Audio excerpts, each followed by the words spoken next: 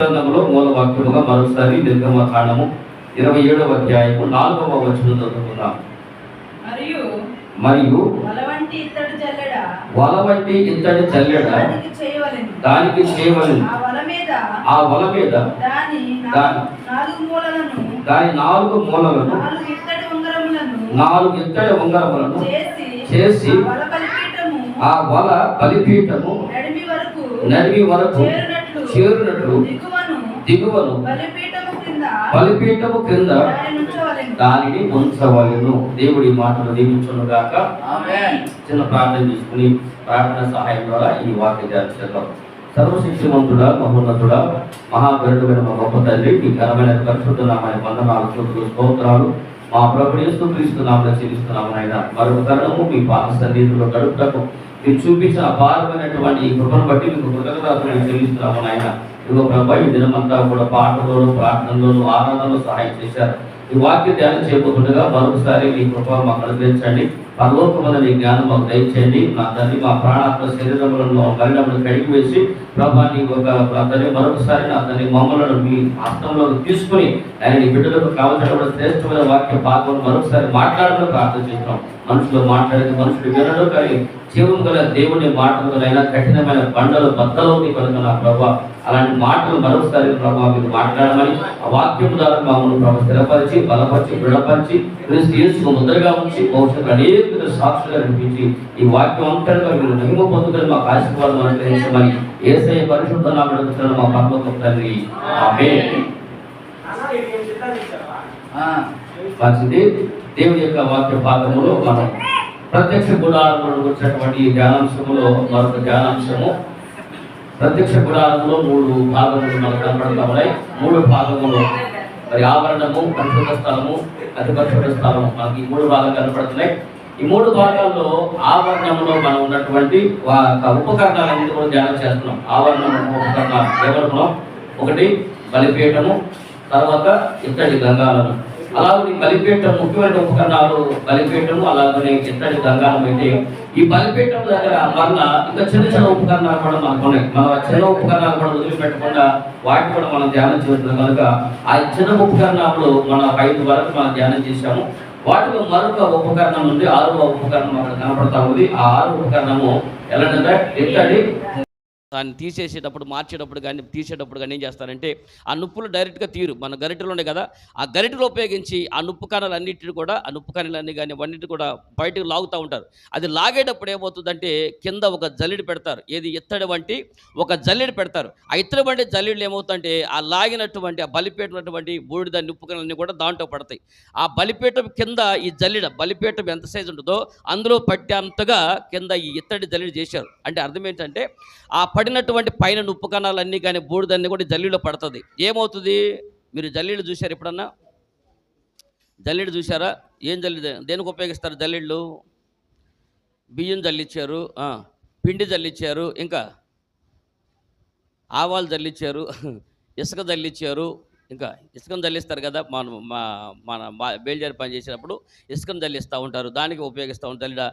ఇంకా అసలు సిసలైనటువంటి విషయం వ్యవసాయం చేసేటప్పుడు గొడ్లు జల్లిస్తూ ఉంటారు, అలాగే గోధుమలు జల్లిస్తూ ఉంటారు. ఇలాగున జల్లిడేటువంటి దాన్ని దేనికి ఉపయోగిస్తారు చెప్పండి? ఇప్పుడు దీన్ని బట్టి జల్లిడ అనేటువంటి ఒక పాత్ర కదా, ఆ పాత్ర దేనికి ఉపయోగిస్తారు? జల్లిడ దేనికి ఉపయోగిస్తారు? జల్లించడానికి ఉపయోగిస్తారు. అంటే ఏమవుతుంది అక్కడ? దేనికి జల్లిస్తాం? ఇప్పుడు ఇసుకను జల్లిస్తున్నాం, దేనికి జల్లిస్తారు అనగా మంచి ఇసుకలో ఉన్నటువంటి మలినం ఏదైతే ఉందో, ఇసుకలో అయితే మట్టి ఏదైతే ఉందో, ఇసుక కాలి పదార్థం ఏదైతే ఉందో దాంట్లోనే ఉండిపోయింది, దాన్ని ప్రత్యేకపరచడానికి ఉపయోగిస్తూ ఉంటారు. అంటే రెండింటిని వేరు, జల్లెడ అనేటువంటి దాన్ని మనకు రాగానే అది వేరు చేసే ప్రక్రియ. అదో జల్లెడ అనేది దేనికి ఉపయోగిస్తారంటే వేరు చేసేటువంటి ప్రక్రియ. దేనిని? మలినాలని వేరు చేస్తూ ఉంటుంది, వ్యర్థములను వేరు చేస్తూ ఉంటుంది. అలాగనే నికార్సైన సరికేదో చెప్పండి, నికార్సైన సరికేదో, పనికి మాలినటువంటి సరికేదో 2 కలిసిపోయి ఉంటాయి. కాబట్టి గోధుమలలో అలాగనే గురుగులు, గోధుమలు వేరు చేయాలి. అలాగనే యేసుక్రీస్తు ప్రభువారు కూడా పరిశుద్ధ గ్రంథంలో చాలా జల్లెడ ఉంటుంది అనమాట. ఇప్పుడు కూడా చాలామంది మనం వాడుతూ ఉంటాం. పోలీసు వాళ్ళందరూ కూడా ఎక్కడ అడవిలోకి వెళ్ళి జల్లెడ పట్టారంట. ఎన్ని జల్లెడ పట్టండి, అడవిలోకి వెళ్ళి జల్లెడ పట్టారు, మొత్తం అడవంతా జల్లెడ పట్టారంట. గుర్తుందండి? అడవంతా జల్లెడ పట్టారంటే అర్థం ఏంటి? అడవిలో ఉన్నటువంటి వారు మామూలుగా ఉన్నటువంటి జనం ఉన్నారు. అందులో వీళ్ళకి ఎవరికైతే అవసరం ఉందో నక్సల్స్ కానివ్వండి, లేకపోతే టెర్రరిస్టులు కానివ్వండి, వాళ్ళు ఏదైతే ఉన్నారో వాళ్ళు అనుకున్న వాళ్ళు ఎవరైతే ఉన్నారో వాళ్ళని పని కట్టుకుని వెతకడం అనమాట. వాళ్ళని వెతకడం అనగా వేరు చేయటం. జల్లిడ అనేటువంటి ప్రక్రియ వేరు చేయడానికి వాడతారు, ప్రత్యేకించబడటానికి వాడతారు. జల్లిడ విభజిస్తుంది, జల్లిడ పరిశీలిస్తుంది. అనగా మంచిదేదో చెడ్డదేదో పరిశీలించడానికి జల్లిడ పెట్టాడు. మరి ఇక్కడ జల్లిడ ఎందుకు పెట్టాడు? బలిపీఠం దగ్గర దేవుడి జల్లిడ ఎందుకు పెట్టించాడు అంటే, ఆ బలిపీఠం మీద నుంచి పడేటువంటి నొప్పుల్లో నుంచి బూడిదని వేరైపోతూ ఉంటుంది అనమాట. బలిపీఠం దగ్గర కింద ఈ జల్లిడ ఉంది కదా, ఈ జల్లిడ పడినప్పుడు ఆ బలిపీఠం నొప్పు కణాలన్నీ కూడా తీసుకుంటారు, ఆ జల్లిలో పడతా ఉంటాయి. ఆ పడినప్పుడు ఏదంటే నిజకార్చినటువంటి మంచి నొప్పు కణాలేమో జల్లిలో ఉంటాయి, బూడిదంతా జల్లిడి కిందకు పోయి కింద పడిపోతూ ఉంటుంది. అనగా బూడిదని నొప్పుని వేరు చేయడానికి ఈ జల్లిను దేవుడు బలిపీఠం దగ్గర ఏర్పాటు చేశాడు. అంటే దీన్ని బట్టి మనం నేర్చుకునే పాఠం ఏంటంటే, ఈ బలిపీఠము దగ్గర మీరు జాగ్రత్తగా గమనిస్తుండండి. అసలు ప్రత్యక్ష గుడారంలోనే వేరు చేసే అనుభవాలు గుండా వెళ్తూ ఉంటుంది. మీరు చూశారు, గమనించారు కదా. ప్రత్యక్ష గుడారంలో వేరు చేసే అనుభవాలు ఎలా ఉంటుంది తెలుసా అండి? సంఘంలో కానీ, కుటుంబంలో కానీ, సమాజంలో కానీ, అలాగనే దేవుని సన్నిధిలో కూడా ఈ ప్రత్యేకించబడినటువంటి అనుభవాలు ఎప్పుడూ ఉంటా ఉంటాయండి. మీరు కావాలంటే ప్రత్యక్ష గుడారాన్ని మరొకసారి మీ జ్ఞాపకంలో తీసుకుని వస్తాను, జాగ్రత్తగా గమనించండి. ఆవరణము, పరిశుద్ధ స్థలము, అతి పరిశుద్ధ స్థలము, 3 భాగాలు ఉన్నాయి కదా. ఈ 3 భాగాల్లో ఆవరణములు ఎవరుంటారు? పిలువబడినటువంటి వారు అందరూ ఆవరణలోకి వస్తారు. బాగా గుర్తుపెట్టుకోండి. అంటే ఆవరణలోకి అందరూ వచ్చే అవకాశం ఉంది. పిలువబడిన వారు అందరూ ఆవరణలోకి వస్తారు. పరిశుద్ధ స్థలంలోకి ఎవరు వెళ్తారు? ఏర్పాటు చేయబడిన వారు పరిశుద్ధ స్థలంలోకి వెళ్తారు. అనగా యాజకులు మాత్రమే పరిశుద్ధ స్థలంలోకి వెళ్తారు. అంటే ఆవరణలోకి వచ్చేమో అందరూ వచ్చారు, ఆవరణలోకి పిలువబడిన వారు వచ్చారు. ఏర్పరచబడినటువంటి వాళ్ళేమో పరిశుద్ధ స్థలంలోకి వచ్చారు, యాజకులు. అతి పరిశుద్ధ స్థలంలోకి ఎవరు వెళ్తారు? ప్రధాన యాజకుడు మాత్రమే వెళ్తాడు. అంటే ప్రత్యేకించబడినటువంటి వాడు మాత్రమే అతి పరిశుద్ధ స్థలంలోకి వెళ్ళగలుగుతాడు. అంటే ఇప్పుడు మీరు చెప్పండి ఏం అర్థమైందో? ఆవరణములో పిలువబడిన వారు, పరిశుద్ధ స్థలంలో ఏర్పాట్లో ఉన్నవారు, అతి పరిశుద్ధ స్థలంలో ప్రత్యేకించబడినటువంటి వారు. ఇప్పుడు దేవుని యొక్క మహిమను ప్రత్యేకంగా ఆయనతో ముఖాముఖిగా చూడాలంటే ఎక్కడికి పోవాలి? అతి పరిశుద్ధ స్థలంలోకి వెళ్ళాలి. అతి పరిశుద్ధ స్థలంలో కంటే అనుభవం ఎలా ఉండాలి? పిలువబడిన వారిలో ఉండవా, ఏర్పరచబడిన వారిలో ఉండవా, ప్రత్యేకించబడిన వారిలో ఉండవా? ప్రత్యేకించబడిన వాడిగా ఉంటే దేవుని మహిమను ముఖాముఖిగా చూడగలుగుతాం, దేవుడి మహిమ కలుగునుగాక. కాబట్టి జల్లిడ అనేటువంటి ప్రక్రియ కూడా ఇక్కడ ఉంది. ఎక్కడ? ప్రత్యక్ష గుడారంలో కూడా జల్లిడటువంటి అనుభవం ఉంటా ఉంది. అనగా ఈ రోజున జల్లిడటువంటి పాత్ర దేవుడికి ఎందుకు ఏర్పాటు చేశాడంటే ప్రత్యేకించబడటానికి. కాబట్టి నొప్పు ఏదో బూడిది ఏదో మనకు తెలియపోవాలి. అలాగా నొప్పు లాంటి దేన్ని కొడతాం? మా అమ్మాయి నొప్పు ఎవరు? మా అబ్బాయి నొప్పు ఎవరంట? దేన్ని కొడతారు? నొప్పు లేకపోతే బూడిదో ఏటో ఈ రోజున ఈ ఒక వాక్య భాగంలో తేలిపోతూ ఉన్నది. వాక్యంలో కూడా వింటానండి, దేవుడి మందిరంలోకి వెళ్ళేటువంటి వాళ్ళు అందరూ విశ్వాసులుగా ఉన్నటువంటి వారు ఏం కాదు. మందిరానికి వెళ్ళినంత మాత్రాన విశ్వాసం లేదు. విశ్వాసులు కాదు మందిరానికి ఎందుకు వెళ్తారంటారా? మందిరానికి వెళ్ళే వాళ్ళలో కూడా 2 సరుకులు ఉన్నాయి. అందుగల ఎందుకు? ఇప్పుడు గురుగులు గోధుమ గురించి యేసు ప్రభువు ఒక ఉపమానం చెప్పాడు, గుర్తుందా? మత్తయి సువార్త 13వ అధ్యాయం 24వ వచనంలో ఉపమానం చెప్పారు కదా. ఆ ఉపమానం ఏమని చెప్పాడు అక్కడ? మత్తయి సువార్త యొక్క ఉపమానం వారితో చెప్పాను, ఏమనగా పరలోక రాజ్యము తన పొలములో మంచి విత్తనములు విత్తిన ఒక మనుషుని పోలి ఉన్నది. మనుషులు నిద్రించుతుండగా అతని శత్రువు వచ్చి గోధుమల మధ్యలో గురుగులను కూడా విత్తిపోయెను. ఇప్పుడు మీ తలలో పైకి ఎత్తుకుని మీ ఆత్మదీపాలు వెలుగుతా చూడండి. దేవుని సంఘములో మంచి గోధుమలతో పాటు ఎవరున్నారు? గురుగులు కూడా ఉన్నాయి. గురుగులు ఎవరు ఎత్తిపోయారు? మనం ఏమనుకుంటాం? సంఘం అని అనగానే సంఘం అనేటువంటి సమాజం దేవుడు మంచి విత్తనాలుగా, అనగా లోకములో నుంచి, పాపంలో నుంచి, శాపంలో నుంచి వేరైపోయి పరిశుద్ధమైన జీవితాన్ని జీవించడానికి కొంతమందిని దేవుడు ఏర్పాటు చేసి మంచి గోధుమల గింజలను సంఘంలో నాటాడంట. అపవాది ఏం చేశాడు? ఈ సంఘంలోకి వచ్చి మధ్యలో మనుషులు నిద్రించుతుండగా మంచి జనాల మధ్యలో గురుగులు కూడా ఎత్తుకొచ్చి నాటాడంట. అంటే ఇప్పుడు సంఘంలో ఎవరు చేరారు? అర్థమైందా? సంఘంలో దేవుని పిల్లలతో పాటు అపవాది సమాజము కూడా దీంట్లోకి వచ్చి జాయిన్ చేశాడు అన్నమాట. వాడు ఎప్పుడు జాయిన్ చేశాడు? మనుషులు నిద్రించుతుండగా శత్రువైన సాతాను వచ్చి వాడు మంచి గోధుమల గురుగులు నాటిపోయాడు అన్నమాట. ఇప్పుడు దీన్ని బట్టి చెప్పండి, సంఘంలో ఎవరెవరు ఉన్నారు? మంచి గోధుమలు ఉన్నాయి, గురుగులు కూడా ఉన్నాయి, గురుగులు కూడా లోపలే ఉన్నాయి. ఇప్పుడు చెబుదాం, ఇప్పుడు నేను గురుగున గోధుమని ఎలా తెలిసింది? పక్కన అడిగి చూడండి, అక్క నేను గురుగున గోధుమని అడగండి. ఆయన చెప్పటం నువ్వు వింటాం కాబట్టి నువ్వు గోధుమ అంటే నువ్వు పురుగువే, కాల జెర్రువే కుట్టొదిలి పెడుతున్నావే సంఘానికి వచ్చిన కాడ నుంచి నిండేవిడే గోధుమ చెప్పింది. ఏమండి, పోనీ మన గురించి మనకంటూ ఒక మంచి సాక్షిగా మనకు అర్థం అవ్వాలి కదండి. అంటే గురుగులు గోధుమలు రెండు సంఘంలోనే ఉంటున్నాయి. మీరు బాగా అర్థం చేసుకోండి. మీకు ఇంకో విషయం చెప్తా. ఈ జల్లిడ అనేటువంటి ప్రక్రియ సంఘం లోకంలో నుంచి ఎలా ఉంటుంది, ఈ జల్లినటువంటి ప్రక్రియ ఆత్మీయతలో ఎలా ఉంటుంది, ఈ జల్లినే ప్రక్రియ వ్యక్తిగత జీవితంలో ఎలా ఉంటుందో కొన్ని విషయాలు జాగ్రత్తగా గుర్తుపెట్టుకోండి.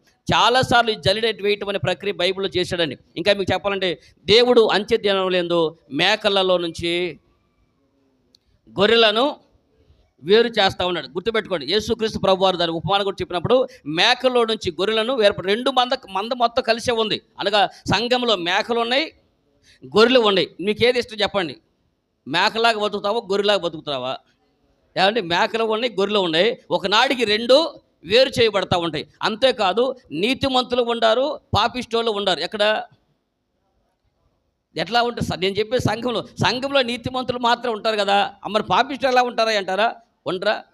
సంఘంలో ఎలాగో వేరు చేయబడి, నేను చెప్పాను, నేను లోకం నుంచి వేరు చేయబోయే పాపం గురించి చెప్పటల్లా, సంఘంలో ఉన్న వారి గురించే మాట్లాడుతున్నాను. సంఘంలో ఉన్నటువంటి వారిలో నువ్వు నికార్సైన సరుకులాగా దేవుడికి నిశ్చితమైన ఖచ్చితమైనటువంటి పరిశుద్ధమైన జీవితాన్ని జీవించి దేవుడికి ఇష్టమైనటువంటి నిప్పులాగా నీ ఆత్మీయ జీవితం ఉంటా ఉందా?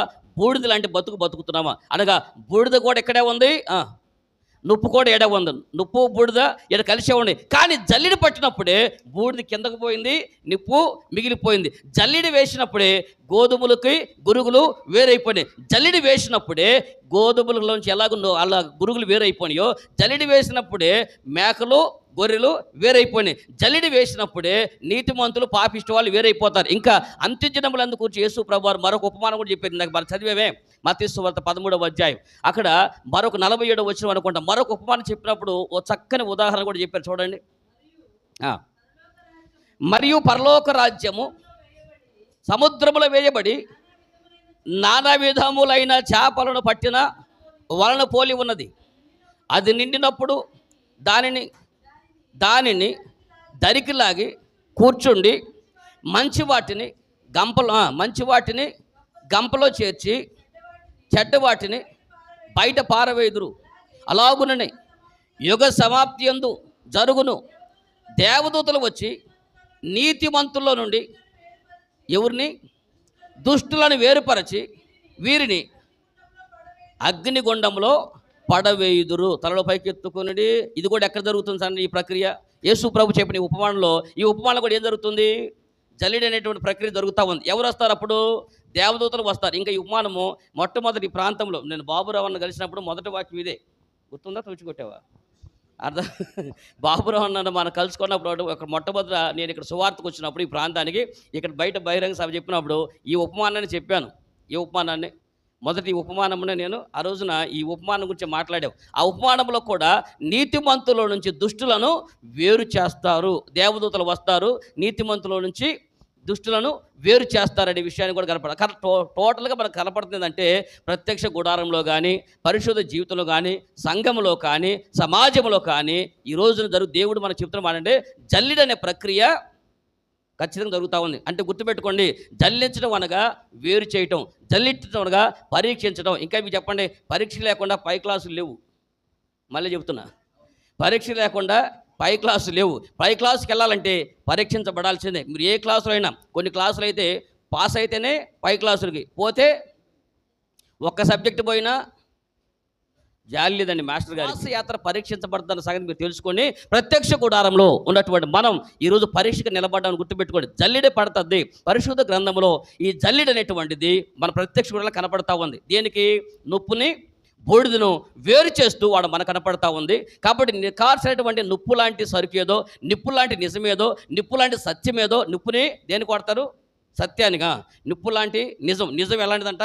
నిప్పు లాంటిదంట. అలాగనే నిప్పు లాంటి నిజంలా వాడతారు. అలాగే నీవు నేను కూడా ఎంతవరకు నికాసుగా దేవుడి కొరకు నిలబడగలుగుతామో, అలా నికాసైనటువంటి సరుకులాగా దేవుడి కొరకు వాడబడతామో, నిప్పు లాంటి ఆత్మీయ జీవితమా లేకపోతే తుప్పు లాంటి మాట్లాడి నీ ఆత్మీయ జీవితము నిప్పు లాంటిదా, తుప్పు లాంటిదా? నీ ఆత్మీయ జీవితము బూడిదలాగా రాలిపోద్దా? నువ్వు ఇన్ని సంవత్సరాలు బలిపీఠం దగ్గర పెరిగి, నువ్వు ఇన్ని సంవత్సరాలు మందిరంలో పెరిగి, రేపు జల్లిడి పట్టినప్పుడు మనం జల్లిడి వేయగానే మనం మేకల మందులకు పోయామనుకోండి, మనకంటే దౌర్భాగ్యుడు మరొకడు అర్థం గల ఇన్ని విశ్వాస జీవితాన్ని జీవించినంతకాలం జీవించి రేపు పరలోక రాజ్యం వెళ్లకుండా గోధుమల్లోకి లాక్కకుండా గురుగులోకి చేర్చబడ్డాం అనుకోండి, ఆ గురుగులు ఏడకపోతాయి చెప్పండి, గురుగులు ఏడకెళ్తున్నాయి, వాటిని కట్టగట్టి అగ్నిలోకి చేర్చమన్నాడు. నీతిమంతులు దేవుని సంఘంలో దరిలో ఉన్న దరికి లాగండి అన్నాడు. దరి అనగా దేవుని సంఘము, అనగా దేవుని సంఘములోకి లాగిన తర్వాత ఎక్కడి నుంచి నీతిమంతులను దుష్టులను వేరు చేస్తారు, దేవదూతలు వచ్చారన్నారు. కాబట్టి ఆ రోజు చెప్తున్నాను, ఆకాశ మేఘాలు రేపు మన కోసం రాబోతున్నాయి. ఆ మేఘ మండలము రేపు ఆ మేఘమే జల్లిడి లాంటిది అనమాట. మేఘం కూడా ఒక జల్లిడి లాంటిది. ఆ మేఘాలు వస్తాయి, మనలను వేరు చేస్తూ ఉంటాయి. కాబట్టి జల్లినటువంటి ప్రక్రియ ఆత్మీయ జీవితంలోకి వస్తుంది, పరీక్ష వస్తుంది. కాబట్టి ఈ జల్లినటువంటి దినంలో ఈ జల్లినటువంటి అనుభవాలు సాధ్యమంటే మనకున్న సమయాన్ని బట్టి ఒక 5 విషయాలు చెప్పడానికి ప్రయత్నం చేస్తాను. మొట్టమొదటి జల్లినటువంటి ప్రక్రియ మీరు చూదురు కానీ యెషయా గ్రంథము 30వ అధ్యాయము 28వ వచ్చి మీరు చూడండి ఒకసారి. యెషయా గ్రంథము 30వ అధ్యాయం 28వ వచనం. ఆయన ఊపిరి కొద్దిగ లోతు వచ్చు, ప్రవాహమైన నది వలె ఉన్నది, వ్యర్థమైన వాటిని ఏంటది చెదరగొట్టు జల్లెడతో అది జనములను గాలించును. ఒకసారి తలలో పైకెత్తుకుని యెషయా గ్రంథంలో దేవుడు ఇక్కడ ఒక మాట చెప్తున్నాడు. దీన్ని మొట్టమొదట దేని గురించి మాట్లాడుతున్నాడు, ఈ సందర్భం ప్రస్తావన చేయడానికి గల కారణం ఏంటంటే లోబడనున్నటువంటి జనుల విషయంలో ఎవరి గురించి మాట్లాడుతున్నాడు. మీరు కాబట్టి యెషయా గ్రంథం 30వ అధ్యాయం ఆ మొదటి వచనం చూడండి. ఈ ప్రస్తావన ఎందుకు, జల్లిడైన ప్రస్తావం దేనికోసం తీసుకుని వచ్చాడో మనకు అర్థమైంది చెప్పండి. యెహోవా వాక్కు ఇదే, ఎవరికంట, లోబడని పిల్లలకు శ్రమ,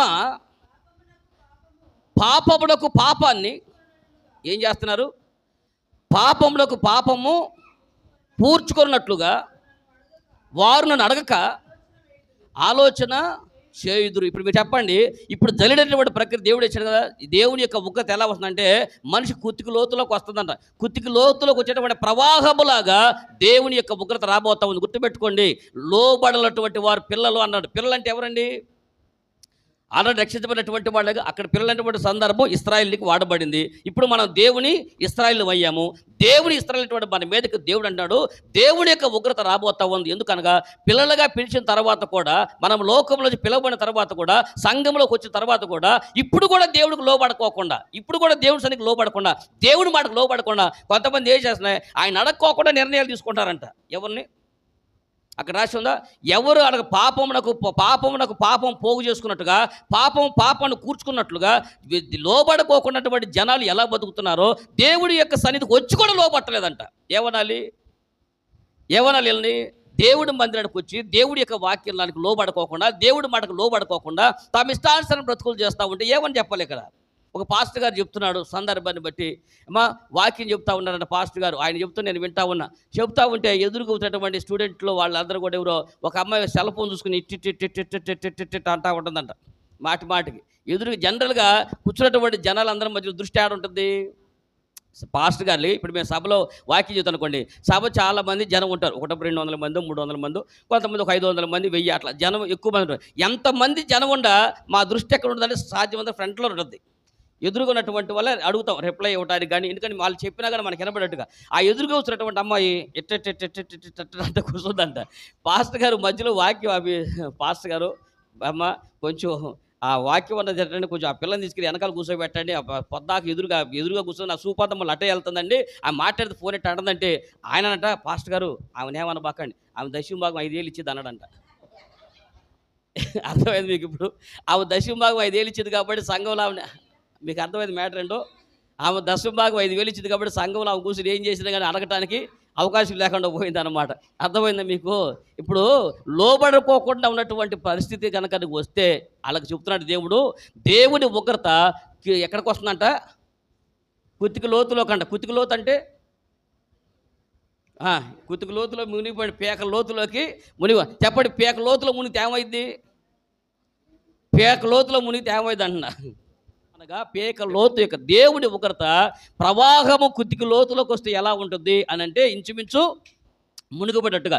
దేవుని ఉగ్రత ఎలా వస్తుందంటే కుత్తికి లోతులోకి వస్తున్నటువంటి ఆ ప్రవాహము ఏం చేస్తుందంట, ఆ లోతునటువంటి లోబడినటువంటి ఆ ప్రజల వైపుకి దేవుని మహా ఉగ్రత వస్తుంది. ఆ ఉగ్రత ఎలా ఉందంట, జల్లెడ. చదువు ఏమో రాసి ఉంది, 28 వచ్చి చదువునాను మరొకసారి. యెషయా గ్రంథం 30వ అధ్యాయం 28వ వచనంలో దేవుని యొక్క ఉగ్రత ఎలాగొస్తుంది మన పైకి? ఆయన ఊపిరి కొద్దికి లోతు వరకు వచ్చు ప్రవాహం వల్ల నది వలె ఉన్నది. వ్యర్థమైన వాటిని చెదరగొట్టు జల్లెడతో అది జనములను గాలి. మొదట ఇక్కడ మనకు జల్లెడ కనపడతా ఉంది.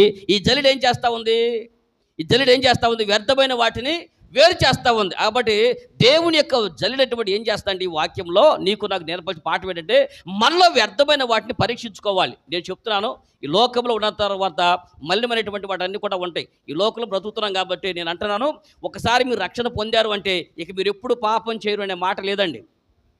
మీకు అర్థమైన మాట ఏందో? మీరు రక్షణ పొందారు, మీరైనా నేనైనా మనం రక్షణ పొందాము, యేసునందు విశ్వాసం ఉంచాము. యేసునందు విశ్వాసం ఉంచినప్పుడు మనం ఏం చేస్తాం?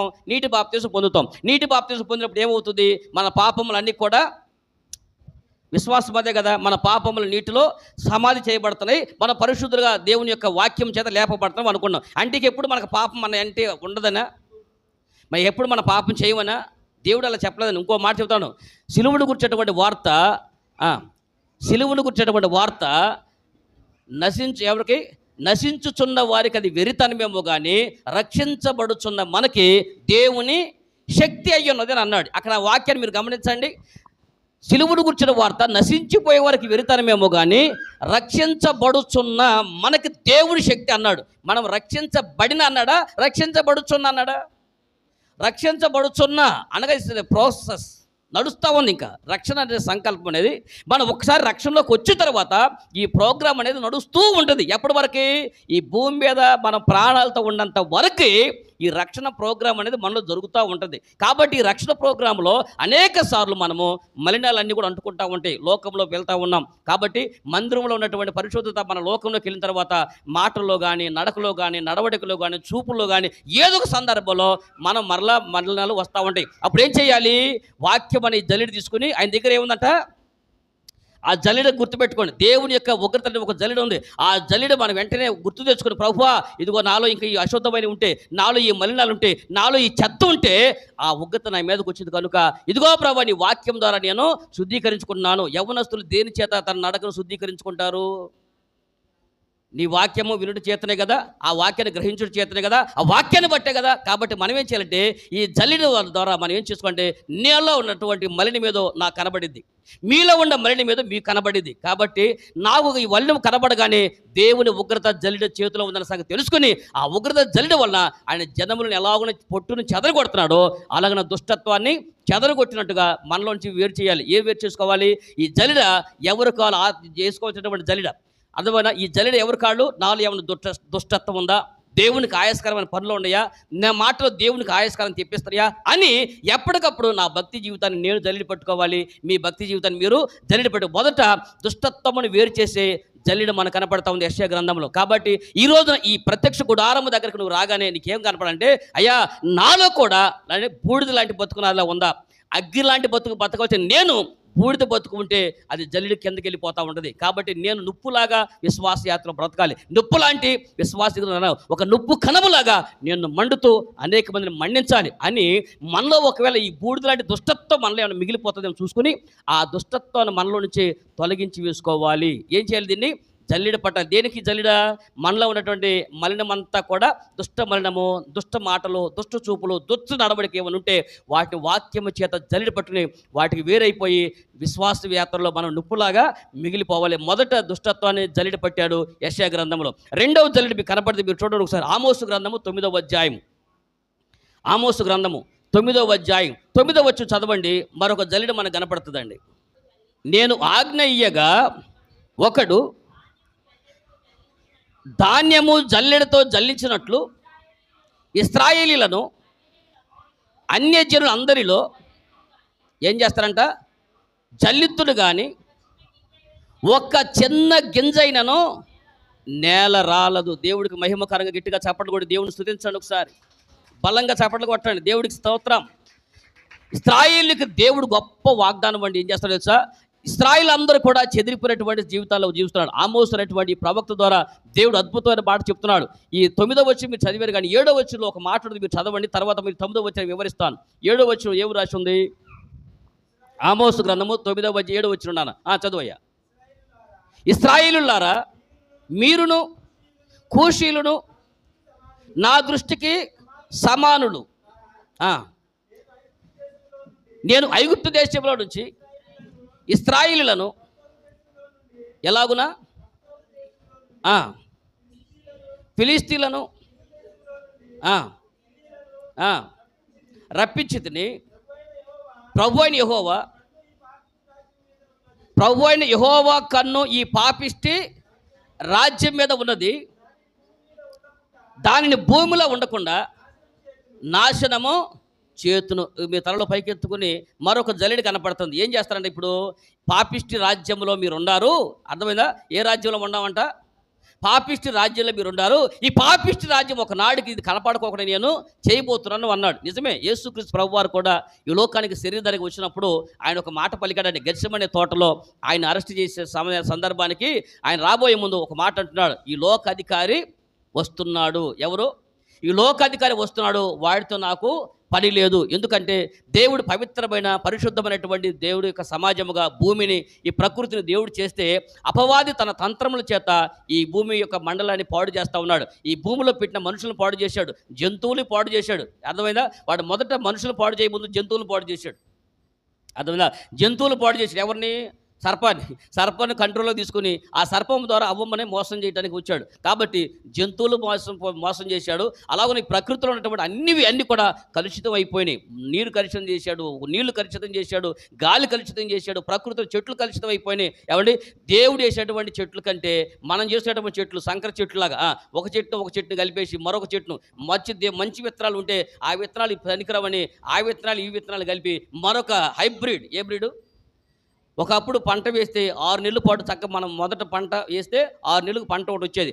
6 నెలలు పంట పండే ఓపిక, పండించుకునే ఓపిక మనకు లేదు. అందులోని జనాభా విస్తరించారు. ఇది సరిపోవట్లేదని చెప్పి దాన్ని 3 నెలలకు కుదించాం. నెలకి ఇప్పుడు ఏ టెక్నాలజీ వచ్చింది కదా, నాకు తెలిసి ఇంకో 2-3 సంవత్సరాల్లో నెలకొక బస్తా పండేటువంటి 3 నెలలకు కుదినటువంటి విత్తనాలు మరలా దీన్ని ఏదో ఒక ప్లానింగ్ చేసి ఈ హైటెక్ టెక్నాలజీలో ఆర్టిఫిషియల్ ఇంటెలిజెన్స్ ఉపయోగించి ఇక 3 నెలలకి ప్రతి నెలకి 2 నెలలకు పంట వచ్చేటట్టు చేస్తూ ఉంటారు. ఇలా మనకు అభివృద్ధి అవుతుందన్న పేరును ప్రతిసారి పతనమే తీసుకొస్తూ ఉన్నారు. అర్థమైందా? కాబట్టి అపవాది ఏం చేశాడంటే ఈ భూమండలం మొత్తాన్ని వాడు పాడు చేస్తూ ఉండొచ్చాడు. అయితే దేవుడు ప్రతి సందర్భమందు ఆయన ఒక మాట అన్నాడు, ఏ పాపిష్టి సమాజంలో మీరు ఉన్నారో ఆ పాపిష్టి జనములో నుంచి నేను జల్లెడ వేసి మిమ్మల్ని ప్రత్యేకపరుస్తాను అన్నాడు. ఇశ్రాయేలు జనాన్ని అంటున్నాడు, అయ్యా నా దృష్టికి కూషీలు ఒకటే. కూషీలు అంటే కూషీలు నల్లజాతి వారు అన్నమాట. అనగా ఆఫ్రికా ఖండంలో ఉంటారు సార్ నల్లజాతీయులు, నీగ్రో జాతి అన్నట్టు కదా. ఆళ్ళు నాకు ఒకటే. భూమి మీద మనుషులందరూ దేవుని దృష్టికి సమానులు. అయితే రక్షకుడిని ఈ లోకాన్ని తీసుకురావడానికి దేవుడు ప్రత్యేకించి ఇశ్రాయేలు అనేటువంటి ఒక జాతిని ఏర్పాటు చేసుకున్నాడు. ఆ జాతి గురించి ఒక మాట మాట్లాడుతున్నాడు. ఇశ్రాయేలు అనేటువంటి జనము పాపిష్టి జనాల మధ్య ఏ జనాల మధ్య ఉంటూ ఉన్నా వాళ్ళని ప్రత్యేకించపరుస్తారన్న. జల్లిడి వేసి ఏం చేస్తారంట? జల్లిడి వేసి ఏ పాపిష్టి సంతానం జనాల్లో ఉందో, ఏ పాపిష్టి జనాంగం మధ్య మీరు బ్రతుకుతున్నారో వాళ్ళ నుంచి మిమ్మల్ని జల్లిడి వేసి ప్రత్యేకపరుస్తాను అని చెప్తున్నాడు. ఇశ్రాయేలులారా, ఇక్కడ ఒక మాట మాట్లాడాడు, చక్కని మాట. 9వ వచనం చదవండి ఒకసారి. ఆమోసు గ్రంథము 9వ అధ్యాయం 9వ వచనంలో బలమైనటువంటి ఒక చక్కని మాట దేవుడు మనతో మాట్లాడుతున్నాడు. చూడండి ఒకసారి. నేను ఆజ్ఞయ్యగా ఒకడు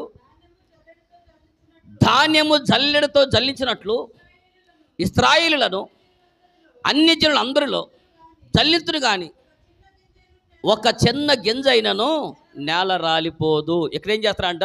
మీరు అర్థమైందా? మొదట జల్లిడు ఎక్కడ జల్లించాడు? ఏం జల్లించాడు? మనలో ఉన్నటువంటి దుష్టత్వమును జల్లించాడు. రెండో జల్లి ఎక్కడ జల్లించాడు? ఇశ్రాయేలు జనము చుట్టుపక్కల అన్ని జనులు అన్ని ప్రాంతాలు చెదిరిపోయినా వాళ్ళని ఒకనాడు ఏం చేస్తాడంటే జల్లిడి వేసి వాళ్ళ నుంచి ప్రత్యేకపరుస్తాడంట. అనగా ఇశ్రాయేలు అంటే వాళ్ళ జనాల్లో కనుక నేను దేవుడు జల్లిడి పడితే ఒక్కళ్ళు కూడా నశించిపోరంట. ఆ మాట రాశాడా? ఒక్క గింజైనను నేల రాలిపోదు. అనగా దేవుడు ఎంత కృప చూపిస్తాడంటే ఆయన యందు విశ్వాసం చేయ ఒక్కరిని కూడా ఆయన గుర్తుపెట్టుకోండి, పాపిష్టి జనముతో పాటు నేను నశించకుండా నిన్ను ప్రత్యేకించి ఈ జల్లిడి ద్వారా నిన్ను నిత్య జీవాన్ని తీసుకుపోతున్నాడు. దేవుడికి మహిమ కలుగును గాక. ఏ ఒక్కరు కూడా నశించిపోకుండా అక్కడ రాశాడు, ఒక్క గింజైనను ధాన్యమును జల్లించినట్లుగా నేను జల్లిస్తాను. అయితే ఇశ్రాయేలీయుల్లో నేను జల్లిడి వేసినప్పుడు ఒక్కరు కూడా చూడండి నేల రాలిపోరంట. ఎంత గొప్ప ఆశీర్వాదం అంటే ఇశ్రాయేలు అనేటువంటి వారు ఏ దేశంలో ఉన్నా, ఈ ప్రపంచంలో వారు ఏ ఖండంలో ఉన్నా, ఏ ప్రాంతంలో ఉన్నా, ఇంకా మేము బాబురావు మన చేబ్రోలు ప్రాంతానికి వెళ్ళాం. ఆ షెబ్రోన్ ప్రాంతానికి వెళ్ళినప్పుడు అక్కడ యూదులు నివాసం చేస్తున్నారని అక్కడికి వెళ్ళి ఓ ఫోటోకి పోజ్ చేద్దాం అనుకుని బయలుదేరాం. కానీ వాన వచ్చి మమ్మల్ని ఆపేసింది. ఆ బాగా వర్షం వస్తూ ఉంది. ఆడికెళ్ళి మేము ఫోటో ఆడికెళ్ళి అక్కడ యూదుల చర్చి ఉంది. ఆ యూదుల చర్చి దగ్గరికి వెళ్దామని ఇంచుమించు అక్కడ దగ్గర దాకా వెళ్ళాం. కానీ ఆ డౌన్కి దిగాలంటే అక్కడ బాగా వర్షం వస్తాం వల్ల ఈ వర్షంలో మనం ఫోటోలు పూజలు ఇస్తాంలే, షెబ్రోన్ దగ్గరే కదా మరొకసారి వద్దామని అన్న అని చెప్పేసి బాబురావు అన్న నేను ఇద్దరు కలిసి వెనక్కి వచ్చేసాము. అయితే అక్కడ యూదులు అనేటువంటి వారు మన సమీపంలో అనగా గుంటూరు జిల్లానే కదా, మన సమీపంలో నారాకూడూరు పక్కన షెబ్రోన్ ఉంది. ఆ షెబ్రోన్ పక్క ఆనుకుని రెడ్డిపాలెం అనే ఒక ప్రాంతం ఉంది. ఆ రెడ్డిపాలెంలో ఇశ్రాయేలు జనం నుంచి చెదరగొట్టబడినటువంటి అనేక మందిలో యూదులు చెదిరిపోయారు ప్రపంచవ్యాప్తంగా. ప్రపంచ యూదులకి అన్ని దేశాలు శ్రమలు ఎదుర్కొన్నారు. కానీ ఒక్క మన భారతదేశం మాత్రమే గుండెలో చేర్చుకుంది. మన భారతదేశంలో ఉన్నటువంటి ప్రజలు మాత్రమే ఆనాడు మన పితరులు, అప్పటి నుంచి మన పితరులైనటువంటి ఈ భారతదేశ ప్రజలు యూదులకు మంచి స్థానాన్ని ఇచ్చారు. ఆ రీతికి చాలామంది యూదులు ఇక్కడ సెటిల్ అయిపోయారు. ఒకరోజు ఒక యూదుల పాస్టర్ గారిని ఒక విలేకరు ప్రశ్నిస్తా ఉన్న అడిగాడు, ఏమయ్యా మీరు ఇన్ని సంవత్సరాల మట్టి మా ఇండియాలో ఉంటారు కదా, ఇప్పుడు 2000 అనగా క్రీస్తు శకంలో 70వ సంవత్సరం, క్రీస్తు శకం 70వ సంవత్సరంలో టైటస్ అనే రోమా చక్రవర్తి కదా దాడి చేసిన వల్ల యెరూషలేము మొత్తం ధ్వంసం అయిపోయింది. అప్పుడు ప్రపంచవ్యాప్తం వాళ్ళు చెల్లా చెదిరైపోయారు. ఆ చెల్లా చెదిరైపోయినటువంటి వారిలో చాలామంది యూదులు మన ప్రాంతానికి మన దేశానికి వచ్చారు కదా, మన దేశానికి వచ్చిన ఒక యూదులో ఒక ఆయన అడిగారు, మీరు ఇన్ని సంవత్సరం బట్టి మా ఇండియాలో ఉంటారు కదా, ఇప్పుడు భారతదేశాన్ని గురించి ఇశ్రాయేల్ గురించి నిన్ను అడిగితే నీకు రెండిట్లో ఏది ఇష్టం అని అడిగితే ఏం చెబుతావని అన్నారండి. ఏమన్నారు? నాకు ఆ మాట మాత్రం బాగా కనెక్ట్ అయిపోయింది. ఆయన ఇంటర్వ్యూ చేసి ఆ యూదుని ఇంటర్వ్యూ చేశాడు. యూదులు కదా మీరు, మా పేరుకైతే యూదులే కానీ వాళ్ళు పుట్టి పెరుగుతుంది మాత్రం ఆ నుంచి అక్కడికి వచ్చినాను ఈ సంతానం వచ్చేదరకల్లా వీళ్ళు ఇండియాలో పెరుగుతున్నారు కదా. ఇప్పుడు ఆయన అన్నారు భారతదేశము ఇజ్రాయెల్ దేశం ఈ రెండింటిలో నీకు ఏ దేశం అంటే ఇష్టం అని చెప్పేసి అడిగితే వాళ్ళు ఏమన్నా తెలుసా అండి, అయ్యా మా నరాల్లో మాత్రము భారతీయత రక్తం పాకినట్టు పొరులుతుందని అన్నారండి. నరాల్లో నాకు భారతీయత ఉందని అన్నాడు. అవునా, మరి ఇజ్రాయెల్ అంటే మా గుండెల నిండా ఇజ్రాయెలే ఉందన్నాడండి. దేవుడి స్తోత్రం కలుగును గాక. ఆ మాట మీకు అర్థమైందా? నా గుండెల్లో ఇశ్రాయేల్ ఉంది, మా నరాల్లో మొత్తము భారతీయత ఉప్పొంగుతూ ఉంది అన్నాడు. అనగా నాకు భారతదేశము ఇండియా అనేది నా దేహంలో ఒక భాగముగా ఇమిడిపోయి అన్నాడు. ఎంత గొప్ప మాట అండి. అంటే దీన్ని బట్టి మనము రక్షకుడు వచ్చినటువంటి దేశాన్ని ఎలా ప్రేమిస్తున్నామో మనం పుట్టినటువంటి మన దేశాన్ని కూడా అంతగా నరనరాల్లో కూడా మనకు భారతీయత గురించి అంతే అభిమానం ఉండాలి. భారతీయ గురించి మనం మొట్టమొదట ఒకవేళ ఇప్పుడు యుద్ధం జరుగుతుంది అనుకోండి, మనం ఎవరి పక్కన నిలబడతాం?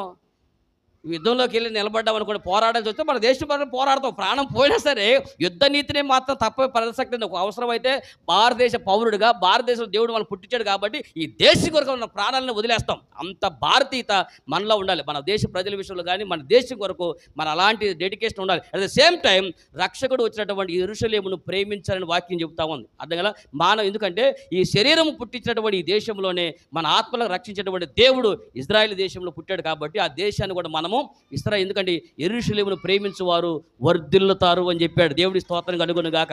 కాబట్టి ఈ రోజున ఆ ఇశ్రాయేలు యొక్క జనము ఎక్కడ ఉన్నా సరే వారిని దేవుడు ఏం చేస్తాడు తెలుసా?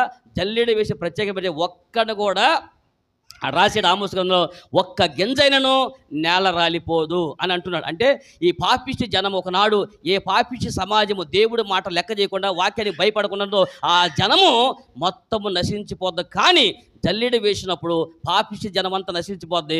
దేవుడి కొరకు ప్రత్యేకించబడినటువంటి వారు మాత్రము ఒక్కరు కూడా నశించరు. వాళ్ళందరూ దేవుడు జల్లెడ వేసి మరి దేవుడు ఆ గింజల్ని కాపాడుకుంటానని చెప్పాడు. కాబట్టి ఇక్కడ మనం చెప్తున్నానంటే నువ్వు ఏ ప్రాంతంలో ఉండా దేవుడు జల్లెడ పట్టి ఆ ప్రాంతమునకు ప్రత్యేకించబడిన వాడిగా మనం ఆ ప్రాంతంలో బ్రతకాలి. అర్థమైందా? లోకం నుంచి వెళ్ళిపోము కానీ లోకుల మధ్యలో ఉంటున్నా కానీ మనం ఎలాగున్నా ఇప్పుడు మీరు ఈ లోక బలిని దేహంలోకి రానియకూడదు. దేవుడి స్తోత్రం కలుగునుగా. దానికి ఎప్పుడు మనం ప్రత్యేకించబడుతున్న బ్రతకాల విషయాన్ని. కాబట్టి జల్లెడ ఇశ్రాయేలులో దేవుడు జల్లెడ వేస్తాడు. అన్ని పాపిష్టి జనంలోంచి ఇశ్రాయేలు అనేటువంటి జనమును ప్రత్యేకపరుస్తాను అనేటువంటి మాట మనకు రెండో జల్లెడ కనపడతా ఉంది. మూడో జల్లెడ మీరు చూస్తే లూకా సువార్త మీరు చూడండి ఒకసారి. లూకా సువార్త 22వ అధ్యాయం 31వ వచనంలో మరొక జల్లెడ గురించి పేతురుతో యేసుక్రీస్తు ప్రభువారు ప్రస్తావన చేస్తాడు. ఏముంది అక్కడ? సీమోను ఇదిగో సాతాను మిమ్ములను పట్టి గోధుమల వలె జల్లించుటకు మిమ్మల్ని కోరుకొనడు కానీ మీ నమ్మిక తప్పిపోకున్నట్లు నేను మీ కొరకు వేడుకొంటిని. ఈ తలలో పైకెత్తుకుని అలాగున మరొకసారి చూడండి. ఇక్కడ యేసుక్రీస్తు ప్రభువాను ఒక చక్కని మాట చెప్తున్నాను పేతురు గారు. ఎందుకంటే యేసు ప్రభు ఎక్కడికి వెళ్ళినా ఏ మాట మాట్లాడినా ఆయన కంటే ముందు ఈయన ఉంటాడు. తగుదునా అనుకుంటా. ఎవరు? పేతురు గారు ప్రతిదానికి ఈయన ముందుంటూ ఉంటాడు. అసలు ఈయన మాట్లాడే మాటలు చూస్తూ ఉంటే మనకి ఎలా ఉంటుందో తెలుసా అండి. ఒక యేసు ప్రభు అంటారు, ఇప్పుడు నేను యెరూషలేముకి వెళ్తున్నానయ్యా, ముష్కర మోకల చేత నేను పట్టబడతాను, అన్యాయంగా నాకు తీర్పు తీరుస్తారు, నాకు సిలువ వేస్తారని కదా ప్రభువా అని ఏది చెయ్యేసి నిన్ను ఎవడన్నా టచ్ చేయాలంటే వాడు ముందు నన్ను టచ్ చేయాలన్నాడు. అసలు ఎంత మాట, పైగా యేసు ప్రభు మాట్లాడు కానీ ఆయన చేయబట్టు గద్దించాడంట.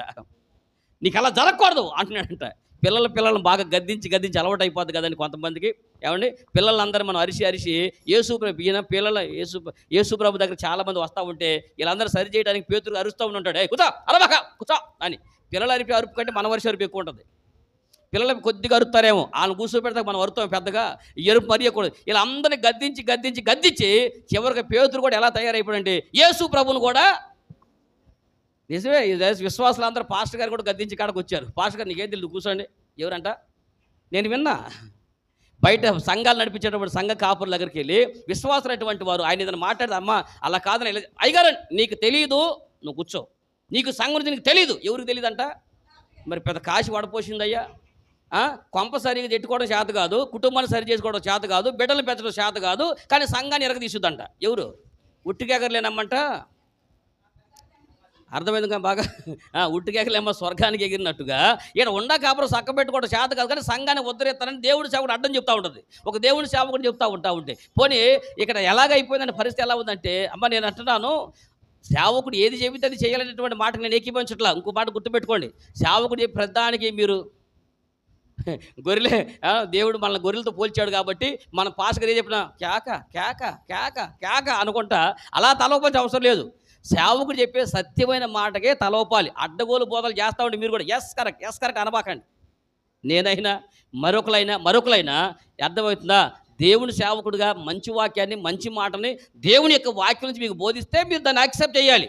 అంతేగాని లోకం నుంచి నేను ఏదో పట్టుకొచ్చి నేను మీకు ఏదో పడితే చెప్పాను అనుకోండి, మీరు దాన్ని పట్టుకుంటూ ఎస్ కరెక్ట్ అనబాకండి. అప్పుడు నేను గుడ్డోడు వెళ్తే ఇద్దరు గోతులో పడ్డట్టుగా నాయనకి మీరు గోతులో పడతారు. అర్థమైందా? కాబట్టి ఒకవేళ దేవుని సేవకున్నటువంటి వారు పరిశుద్ధాత్మచే నడిపించబడుకోకుండా అడ్డగోలు బోధలు తీసుకొచ్చి బోధిస్తూ ఉన్నారనుకోండి, వాళ్ళు ఖచ్చితంగా ఖండించాల్సిందే. అర్థమైందా? వాటికి ఆపాల్సిందే. కానీ పేతురు గారు ఎవరిని ఖండిస్తున్నాడు? ఇంకో పాస్టర్ గారిని ఇంకో సేవకుడిని ఖండించలా. సరే, ఇంకో సేవకుడు అంటే ఇంకో పాస్టర్ గారు అంటే బోధ తప్పు చేస్తున్నాడు కాబట్టి విశ్వాసులు ఖండించాలి. ఎందుకంటే వెలుగు చేత సమస్తమును ఖండించబడి. గుర్తుపెట్టుకోండి, ఈ రోజున విశ్వాసులకు ఎలా అలవాటు చేశారు తెలుసా? పాస్టర్ గారు ఏం మాట్లాడినా ఏంటంట, పాస్టర్ గారు ఏం చేసినా అడగకూడదు మనం. ఎందుకు? ఆయన పరలోకం నుంచి దిగొచ్చినటువంటి ఆయన, మనమేమో మట్టిలో పుట్టినటువంటి మలినాలం. పాస్టర్ గారేమో అందుకనా ఏమండి, పాస్టర్ అంటే మేము పరలోకం అక్కడ దిగొచ్చినటువంటి వాళ్ళ, అక్కడ చచ్చాక ఏడకొచ్చింది అంటున్నా. అర్థమైందా? ఆడ కూర్చొని చచ్చిన తర్వాత ఆడ చచ్చిన తర్వాత ఏడు చచ్చాం. ఇప్పుడు దేవుని ఆత్మచేత జీవించబడుతున్నాం. ఒకటప్పుడు ఏమవుతుందంటే తెలియకోకుండానే ఈర్ష్య అనేటువంటిది పాస్టర్ గారు వచ్చేసేది. అర్థం కదా? ఈర్ష్య అనేది, ద్వేషం అనేది తెలియకుండా కొన్ని సందర్భాల్లో సేవకులు కూడా వచ్చేస్తూ ఉన్నది. కొన్ని సందర్భాలు కాదు, చాలా సందర్భాలు వచ్చేస్తుంది. ఆ వచ్చినప్పుడు ఆ ఈర్ష్యను లోపల అణుచుకోలేక బయటపడి ఏదో ఒక కౌంటర్ కామెంట్ చేస్తూ ఉంటాం. అలాంటప్పుడు కానీ విశ్వాసమైనటువంటి దేవుడు చెప్తున్నాడు, వెలుగు చేత సమస్త చీకటి ఖండించబడిద్ది అని అన్నాడు. అంటే అర్థం ఏంటి? ఒకవేళ నేను చీకటి మాట నేను మాట్లాడినప్పుడు, చీకటి సంబంధించిన విషయాన్ని నేను చెప్పినప్పుడు దాన్ని మీరు వాక్యత ఖండించాల్సిందే. అర్థం కదా? నన్ను ఖండిస్తారా అని నేను నీళ్లు తీసుకుని పోండి భ్రష్టులారా అని చెప్పి చెప్తానేంటండి. అర్థమైనా? తప్పు చేసినప్పుడు సేవకుడైనా ఒకటే, విశ్వాసైనా ఒకటే. దేవుని యొక్క వాక్యము ఇంకా చెప్పాలంటే తప్పు చేస్తే విశ్వాసులకు వచ్చే తీర్పు కంటే బోధకులమైన మనం ఎక్కువ తీర్పు పొందుతామన్న సంగతి జాగ్రత్తగా ఉండి ఒళ్ళు దగ్గర పెట్టుకుని సేవ చేయండి. అడ్డగోలుగా నాకు నోరు ఉంది, జనం ఉండరు, నేను మాట్లాడితే నెలకుండా వింటారు, మైక్ ఉంది కాబట్టి ఏది పడితే బోధిస్తే ఆ తర్వాత ఏం జరిగిద్దో మనం ఓకే వదిలేస్తున్నా. అర్థమైందా? బోధ విషయంలో మనం కూడా జాగ్రత్తగా బోధించాల్సిందే. కాబట్టి ఖండించాల్సిందే. కానీ ఎవరిని ఖండించాలి? బోధ సరైన రీతిలో బోధిస్తున్నప్పుడు ఖచ్చితంగా సేవకునైనా ఖండించాల్సిందే, ఎవరైనా ఖండించాల్సిందే. మేము సేవకుని కాబట్టి ఖండించకూడదనే మాట లేదు. కానీ ఇక్కడ ఈయన ఎవరిని గద్దిస్తున్నాడు? యేసు ప్రభుని గద్దిస్తున్నాడు. అది యేసు ప్రభు సత్యమైనటువంటి ఆయన పట్టుకుని ఆయన గద్దిస్తా చిన్నపిల్లలకు ట్రీట్ చేశాడు. అప్పుడు యేసు ప్రభు అంటాడు, పేతురు గారికి విషయం చెప్పాడు, పేతురు ఇదిగో అపవాది ఏది సాతాను జల్లిడి పట్టి గోధుమలు జల్లించినట్టుగా మిమ్మల్ని జల్లిస్తారని వాడు కోరుకున్నాడు. అయితే నేను మీ నమ్మిక తప్పిపోకున్నట్లు మీ నిమిత్తము తండ్రిని వేడుకున్నాను అన్నాడు. ఎందుకని అనగా ఇప్పుడు జల్లెడ పట్టొద్దు. ఎప్పుడు విశ్వాసులైనటువంటి, అంటే ఈ రోజున ఒక జల్లెడ ఉంది ఇక్కడ. ఈ జల్లెడ ఎవరు పట్టే జల్లెడా? నిన్ను నన్ను అపవాది జల్లించడానికి కోరుకుంటాడంట. గుర్తుపెట్టుకోండి. మీ భక్తి జీవితం అయిపోయిన తర్వాత నేను మిమ్మల్ని ఒక మాట అడుగుతా. మీరు విశ్వాస యాత్రలో ఎప్పుడు వరకు రెడీ అయిపోయి, ప్రభువా నన్ను అపవాది చేతికి అప్పగించుకొని దాన్ని జల్లించుకోమని చెప్పి, వాడిని జల్లించుకోమని చెప్పి వాడిని వచ్చి నన్ను పరీక్షించుకోమని. జల్లెడంటే ఏమని చెప్పాను? వేరు చేయబట్టం. జల్లెడంటే ఏం చెప్పాను? పరీక్షించడం. మేలైన గింజేదో, మలినమైన గింజేదో, శుద్ధమైన గింజేదో, అపవిత్రమైన గింజలేవో దాన్ని పరీక్షించేది జల్లెడ. అవును కదా, జల్లెడ పట్టేది. గింజల్లో జల్లెడ ఎందుకు వేస్తాం? మంచి వాటిని మిగిలిపోవాలి, పాపిష్టి కింద పడిపోతాయి, తుప్పులు అన్నీ కూడా కిందకి వెళ్ళిపోతాయి, మలినాలు కిందకి వెళ్ళిపోతాయి, మంచి విత్తనాలు మిగిలిపోతాయి. అలాగే నీ విశ్వాస యాత్రలో కూడా నువ్వు శ్రేష్టమైన విశ్వాసివో లేక ప్రతిదానికి పడిపోయే విశ్వాసం తెలియాలంటే అపవాది చేతికి అప్పగించాలి. అర్థమైందా? యోబును దేవుడు అలాగనే అపవాది కోరుకున్నాడంట. యోబును కోరుకున్నట్టుగా అపవాది శిష్యులు, అయ్యా నువ్వేదో పెద్ద సంఘం కడతానంటే గోషిగొడ్డలు పెట్టుకుని నీసు కప్పు కొట్టేటువంటి ఒక 12 మంది బ్యాచ్ని సంపాదించావు కదా, మరి జల్లెడ పడతాను, యోబును జల్లిస్తాను, ఛాన్స్ ఇస్తావనంటే అప్పుడు దేవుడు ఎవడంటే అప్పుడు తండ్రిని వేడుకున్నాడంట. తండ్రి, ఇప్పుడు అపవాది వచ్చి ఇలా అడుగుతున్నాడు కదా, అంటే అపవాది ఆల్రెడీ దేవుడి సన్నిధికి వెళ్ళి అడిగాడు. అర్థం కదా, నువ్వేదో సంఘం కట్టే నీ కుమారుడు అన్నావు కదా, మరి యోబు సందర్భం ఉండండి. అపవాది అనేటువంటి వాడు మాజీ పార్లమెంట్ సభ్యుడు, పార్లమెంట్కి వెళ్ళి వచ్చినట్టుగా వీడు అప్పుడప్పుడు పరలోకానికి పోతూ ఉంటాడు. వెళ్ళి అక్కడ దేవుడిని అడిగాడంట, ఏం చేస్తానంటే నేను జల్లెడ పడతాను, నాకు ఛాన్స్ ఇస్తావని అడిగాడంట. అప్పుడు దేవుడు ఏమంటే కుమారుని అడిగాడు, కుమారుడు మరి వీడు వచ్చాడు ఏం చేయమంటావు అని అన్నాడు. అప్పుడు తండ్రి అన్నాడు, యేసు ప్రభు అన్నాడు తండ్రితో, ఇప్పుడు వద్దు తండ్రి. ఏమంట ఆ మాట ఎక్కడ రాసి ఉంది? పోను, ఇదిగో సాతాను మిమ్మల్ని పట్టి గోధుమల వలె జల్లించుటకు మిమ్మల్ని కోరుకుని కానీ మీ నమ్మిక తప్పిపోకున్నట్లు నేను మీ కొరకు ఎక్కడ వేడుకున్నాడు యేసు ప్రభు? ఎవరిని వేడుకున్నాడు అంటే ఈ వేడుకునేటువంటి సందర్భం ఎక్కడికి వచ్చింది? దేవుడి దగ్గరికి వచ్చింది. అంటే ఇప్పుడు అపవాది ఎక్కడికి వెళ్ళాడు? అది ఛేదించడానికి మొత్తాన్ని కోరుకున్నాడు, కానీ తండ్రి దగ్గరికి వచ్చి అడిగాడు. ఎందుకని అడిగాడు? ఇప్పుడు వద్దు తండ్రి, ఎందుకంటే ఇప్పుడు వీళ్ళని జల్లించవద్దు, కానీ జల్లించే అవకాశం ఇస్తాం. ఎప్పుడు ఇద్దాం తెలుసా? ఇప్పుడు నీ కుమారుడు యెరూషలేముకి వెళ్తున్నాడు, ముష్కర మూకల చేత పట్టబడతాడు, అన్యాయమైన తీర్పు జరుగుద్ది, ఆ రోజు సిలువలో నేను చనిపోతాను, 3వ దినమున మరణమును సమాధిని బద్దలు కొట్టుకుని తిరిగి లెగుస్తాను, ఆ తర్వాత 50వ దినమున పెంతెకోస్తు పండుగ దినం వస్తుంది. ఆ పెంతెకోస్తు పండుగ దినప్పుడు నీ నా నామ నిమిత్తంగా పంపించబడి పరిశుద్ధాత్మ ఈ అపోస్తుల మీదకు వస్తుంది. ఆ పరిశుద్ధాత్మ వాళ్ళ మీదకి వచ్చిన తర్వాత అపవాది కాదు కదా, వాడి సేనలన్నీ కలిసి వచ్చినా ఈ అపోస్తుల గోరు కూడా తాకలేకపోతాయి. దేవుడి స్తోత్రం కలుగును గాక. అప్పుడు పరీక్ష పెట్టుకోండి అని చెప్పేసి ఆ పరీక్ష వదిలేసాడు. అంటే దీన్ని బట్టి పరిశుద్ధాత్మ చేత నింపబడితే ఈ జల్లిడ అనేటువంటి పరీక్షలో నీవు నేను నెగ్గుతాము అన్నది. దీన్ని బట్టి శ్రమలు నీలోకి రాబోతున్నాయి. అపవాదిని జల్లించబోతున్నాడు. గుర్తుపెట్టుకోండి, అపవాది కూడా ఒక జల్లిడ నీకు పట్టబోతున్నాడు. అంటే ఈ జల్లిడ ఏంటంటే శ్రమల జల్లిడా. ఏం జల్లిడా? ఈ శ్రమల జల్లిడిలో నువ్వు నిలబడతావో పడిపోతావు. ఈ రోజున చాలామంది పడిపోయేది ఎక్కడ తెలుసా అండి? శ్రమల జల్లిట్లోనే. అంటే ఎలా సార్ అంటే దేవుని యొక్క వాక్యంగా చిన్న మాట చెప్తానండి. ఒక అనారోగ్యం వచ్చింది అనుకోండి, అనారోగ్యం వస్తే ఇక్కడికి వస్తారు, ప్రార్థన చేసుకుంటారు. ఇక్కడ ప్రార్థనలో కనుక మీకు జ్వరం తగ్గలేదు అనుకోండి, నెక్స్ట్ ఈడ కాదు కానీ కాక ఆయన పక్కన ఉంది భలే ఉంటుందంటగా, అక్కడ అనగానే పడిపోతారంటగా అంటారు. ఈ కాకాని ఇప్పుడు కాకాని ప్రార్థనకి వెళ్ళొద్దని చెప్పటల్లా, కానీ నీ సంఘంలో ఇక్కడ జరగలేదు కాబట్టి వెళ్ళొద్దు. మీరు కాకాని వెళ్తారు గోదావరికి వెళ్ళండి, నాకు ఎందుకు, మీరు వాక్యం చెప్పేకాడ ఏడకన్నా పోండి. కానీ ఇక్కడ జరగలేదు, దేవుడు ఇక్కడ చేయడని ఉద్దేశంతో మాత్రం మరొక చోటకి అక్కడికి వెళ్ళబో. ఈలోపు ఏడ కాదండి, బెజవాళ్ళ బ్రహ్మాండంగా ఉంటుందంట. బెజవాళ్ళ బ్రహ్మాండంగా ఉంటుందంట. అక్కడ మొహాన్ని నీళ్లు కొట్టేస్తారంట పాస్టర్ గారు, కొడత కింద పడిపోతారంట. ఆడబరిగెట్టామనుకోండి, అప్పుడు ఏం జరిగినట్టు? ఒక శ్రమ వస్తే ఊరన్నీ పడి తిరుగుతున్నావు అంటే నీదే విశ్వాసం అన్న. జల్లిళ్ళు అయితే నువ్వు దెబ్బ కింద పడ్డావు. అర్థమైందా? నువ్వు జల్లిలో పడేసినప్పుడు చిన్న శ్రమ వచ్చి తట్టుకోలేవు, ఒక రోగం వచ్చి తట్టుకోలేవు, చిన్న కష్టం వచ్చి తట్టుకోలేకపోయావు. అంటే దీన్ని బట్టి మన విశ్వాస యాత్రలు మనకు వాక్యం ఏమి నేర్పిస్తున్నారంటే, నేను చెప్తాను బాగా గుర్తుపెట్టుకోండి. యేసు ప్రభు దగ్గరకు వచ్చినప్పుడు కేవలం రోగాలు తగ్గించుకోవటాకు, కేవలం జ్వరాలు తగ్గించుకోవటాకు, కేవలం మనల్ని ఆశీర్వదిస్తాడు, మనల్ని దీవిస్తాడు, మన నెత్తిన దెమ్మరిస్తాడు, ఆకాశం వాకి లిప్పి పట్టజాల విస్తారమైన దేవులు ఇస్తాడు. కాబట్టి దేవుడు ఎందుకు వద్దాం? చాలామంది ఎందుకు పడిపోతామంటే, అయ్యా యేసు ప్రభు నమ్ముకుంటే నీ దరిద్రం అంతా పోద్ది. ఏంటట? యేసు ప్రభు నమ్ముకో నీ అప్పులన్నీ తీరిపోతాయి, యేసు ప్రభు నమ్ముకో నీ కష్టాలను తీరిపోతాయి. ఇలా చెప్పుకుంటా వస్తే జనం ఏమనుకుంటారు? యేసు ప్రభు దగ్గరికి రానే ఎవడైనా వస్తాడు. అప్పులు తీరుతామంటే ఎవరు రాకుండా ఉంటారు చెప్పండి? నేను చెప్పనా? యేసు ప్రభు దగ్గరికి వస్తే అప్పులన్నీ తీరిపోతాయి అని చెప్తే గుంటూరులో ఒక్క మన సంఘమే పెద్ద సంఘం. మీకు అర్థమైందా? ఈడ రాగానే మీ ఎప్పులని తీర్చేస్తా ఉన్నాను అనుకుంటే గుంటూరులో పెద్ద సంఘం మంది ఇక మనకంటే మనం మించిన సంఘం లేదు ఇక. ఎందుకు? మన సంఘం వచ్చి ప్రతి వాడికి అప్పు తీరిపోద్ది అని కనుక జనాలకు వెళ్ళింది అనుకోండి, అసలు మన చర్చి ఈ లైన్ అంతా పెంచాలి. ఈ లైన్ ఇటు గోడలు పెంచాలి. ఇక బాబురావు గోడలకు మొత్తం బాబురావు రెడీగా ఉండాలి. ఏం పెట్టుకుని తాపి పట్టుకుని తాపి జనం రండి రా అనండి. ఏంటంటే అబ్బో మా సంఘంలో కొంత తప్పులని తీరిపోతున్నాయి అనగానే అసలు ఒక్కళ్ళు ఉంటారండి గుంటూరులో. అర్థమైందా?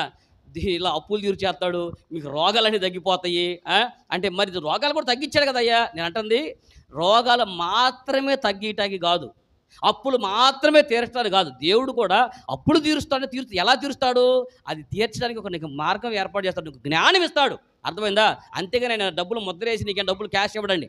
అర్థగల ఇలా ఆయన గబగబా 500 నోట్లు 400 నోట్లు 200 రూపాయల నోట్లు వేసేసి గబగబా నోట్లు వేసేసి చెత్తాడేమో కట్టలు దేవదూతలు ముద్రించి మనం పంపిస్తామనుకున్నారు.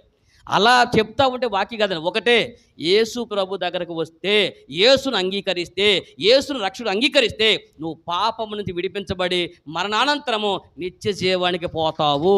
ఇది వాక్యం అనే పునాది. ఇదే వాక్యము ఆయన యొక్క పుట్టుక, ఆయన యొక్క బ్రతుకు, ఆయన యొక్క మరణము, ఆయన పునరుత్థానమును గురించి ప్రపంచానికి తెలియాలి. యేసు ప్రభు పాపులు రక్షించిన ఈ లోకానికి వచ్చాడన్న సంగతి ప్రపంచానికి తెలిస్తే, పాపమును నుంచి బయటకు పట్టడానికే యేసు ప్రభు అన్న సంగతి నమ్మి కనుక వస్తే వాళ్ళు ఎన్ని శ్రమలు వచ్చినా దేవుడి కొరకు నిలబడగలుగుతారు. దేవుడి స్తోత్రం కలుగును గాక. యేసు ప్రభు నమ్ముకుంటే నిత్యజీవం వస్తుంది అన్న సంగతి మాత్రమే అది ఒక పునాదిగా పెట్టుకుని కనుక ఎవరైనా దేవుడి దగ్గరికి వస్తే వాడికి ఎన్ని శ్రమలు వచ్చినా వాడి ఈ పునాది మాత్రం పోగొట్టుకోడు. ఎందుకని? అతని పునాది ఏంటి? నాకు నిత్యజీవం కావాలి, నేను పాపని విడిపించబడాలి. ఈ లప్పులు వస్తాయి, ఈ సొప్పులు వస్తూ ఉంటాయి, ఈ కష్టాలు వస్తూ ఉంటాయి, ఈ లోకాలు వస్తూ ఉంటాయి, ఇవన్నీ జరుగుతాయి. వీటిని దేవుడు కృప ఉంటే కష్టపడి పని చేస్తే అప్పులు పోతాయి, అట్లాగే సోమరులుగా ఉంటే అప్పులు పెరిగిపోతాయి. అర్థగల రోగం వాళ్ళకి దేవుడు ముందు కనిపెట్టే జ్ఞానవంతులు ఇచ్చాడు. వాళ్ళు రోగం కనిపెట్టారు, వాళ్ళు ఆపరేషన్ చేస్తారు, ట్యాబ్లెట్ ఇస్తారు, తలనొప్పి తగ్గిపోద్ది. అర్థమైందా?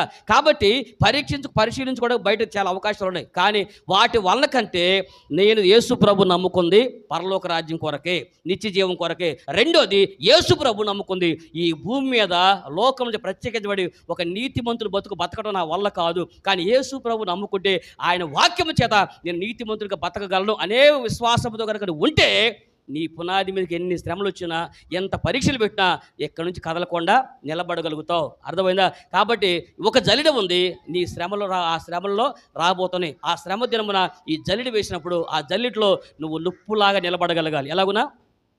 బలిపీఠము దగ్గర లాగినటువంటి ఆ నుప్పు కణాలు బూడిద కలిపి రాలినప్పుడు బూడిదంతా కింద పడిపోయింది, నుప్పు జల్లీలో మిగిలిపోయింది. అలాగనే నీ విశ్వాస యాత్ర కూడా ఎన్ని అగ్ని వంటి శ్రమలు ఎన్ని వచ్చినా ఆ శ్రమలన్నింటిలో నువ్వు నిలబడి దేవుడికి నిలబడి వారు ఉండాలి. కాబట్టి అపోస్తులు ఆ శ్రమలు వచ్చినాయి, అపోస్తులు ఆ శ్రమలో అందరూ నిలబడిపోయారు.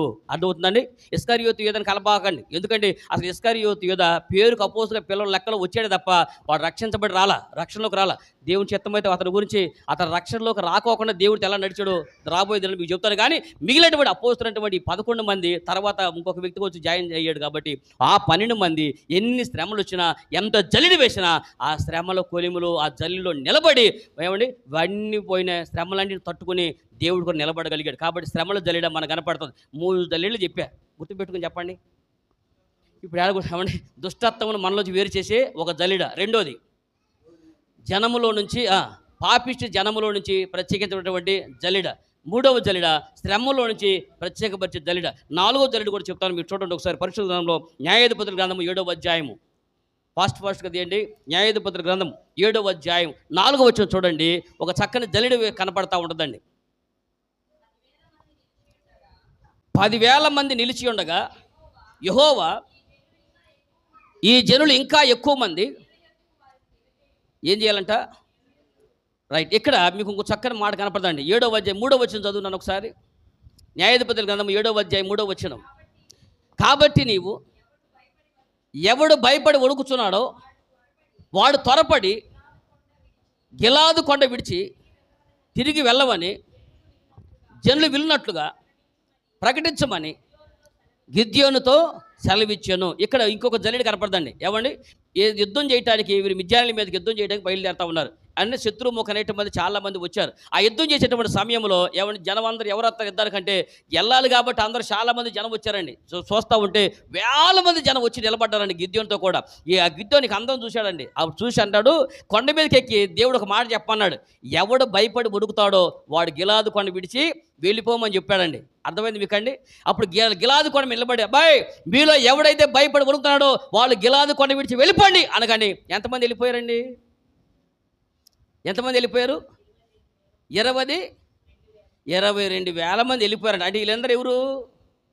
పెద్ద పనోళ్ళలాగా వచ్చారు యుద్ధం చేయడానికి. ఎవరు? అనగా పిరికి వాడు ఎవడైతే ఉంటాడో వాడు గిలాదు కొండ విడిచి వెళ్ళిపోండి అన్నాడు. అంటే ఇప్పుడు చెప్పండి, దేవుని కొరకు యుద్ధం చేసే పోరాట యోధుల్ని పిరికి పందలు రెండు కలిపి సంఘంలోనే ఉండారు. అర్థమైందా? తగుదునా అనుకుంటే యుద్ధానికి వచ్చారు. మరి ఎందుకు అక్కడ ఏమంటే ఆయన పేరుకైతే యుద్ధానికి వచ్చారు, కానీ వీళ్ళు ఏం చేస్తున్నారు? లోపల దడలడిపోతారు. అనగా యేసు ప్రభుని గురించి మాట్లాడాలంటే భయం, యేసుని గురించి చెప్పాలంటే భయం, వాక్యం చెప్పాలంటే భయం, వాక్యం బోధించాలంటే భయం, మన పేరు క్రైస్తవుడు అని చెప్పుకోవడానికి భయం. ఇంకో మాట చెప్తాను, పిరికి పందలనేటువంటి వాడు పరలోక రాజ్యం గుమ్మం కూడా తొక్కడు. పాపం చేసిన వాడన్నా పశ్చాత్తాపడితే దేవుడు పరలోకాన్ని తీసుకెళ్తాడేమో, కానీ పిరికి పందలనేటువంటి వాడు నరకానికే పోతాడని ప్రకటన గ్రంథంలో వాక్యం చెప్తా ఉందని. పిరికి వారును మాంత్రికులను పరలోక రాజ్యము చేరని దేవుని యొక్క వాక్యం ఎలా చెప్తా ఉందో, ఈ రోజున పిరికివారు దేవుని కొరకు పోరాటే యోధులను ఒక జల్లెడి వేయబోతున్నాడు. గిద్యోను ఆ రోజు ఒక జల్లెడి ఉపయోగించాడు. దేవుడు జల్లెడి వేయమన్నాడు. ఆ జల్లెడి ఏంటంటే పిరికి వారిని ధైర్యస్తులను వేరు చేసేటువంటి జల్లెడ. ఈరోజు నేను చెప్తున్నాను, దేవుడి కొరకు నిలబడే పోరాట యోధుడులాగా నిలబడే ఈ జల్లెలో నువ్వు నిలబడతావా, లేక పిరికి పందలాగా పారిపోతావా? చెప్పండి. దేవుడు ఇప్పుడు మన వాక్యం చెబుతున్నాడు. మొన్న ఈ మధ్య ఒక వీడియో చేశారంటే పాస్టర్ గారు వాళ్ళు వీడియోలు పెట్టారు. ఆ వీడియోలో ఒక వీడియో ఏంటంటే దేవుని యొక్క సేవకుల్లాగా ప్రార్థన జరుగుతూ ఉంది, ఆరాధన జరుగుతూ ఉంటే చాలామంది కర్రలో కత్తులు తీసుకుని చర్చిలోకి వచ్చారు.